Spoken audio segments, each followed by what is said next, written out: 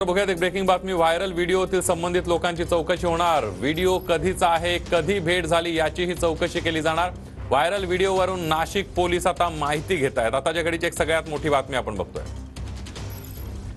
गुन्हे शाखेचे पोलीस निरीक्षक विजय ढमाळ आहेत। सर, आपण जर बघितलं तर सुधाकर बडगुजर यांचे काही बॉम्बस्फोट प्रकरणातील आरोपींचे जे व्हिडिओ ते समोर आलेले आहेत। या प्रकरणी काय कारवाई केली जाईल, कसा तपास होतो?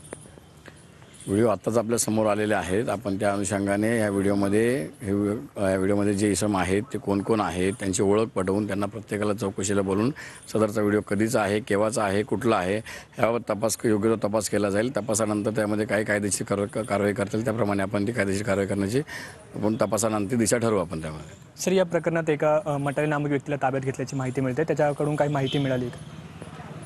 मटालेत नाही असं, पण त्यामध्ये एक अनेक ज्या व्यक्ती दिसतात त्याला प्रत्येकाला आपण बोलवणार आहोत, चौकशी करणार आहोत, तपास चालू होता आपल्यामध्ये। या व्हिडिओतील जे मुख्य म्हणजे आरोपी आहेत संशयित सुधाकर बडगुजर यांना देखील बोलवलं जाणार आहे? नक्की बोलावं लागणार। त्यामध्ये त्यांचं जे नाव आहे त्यामध्ये तर त्यांना ते बोलावं लागणार आणि बोलवणारच आहोत आम्ही त्यांना, त्यांच्याकडे चौकशी करणार आहोत।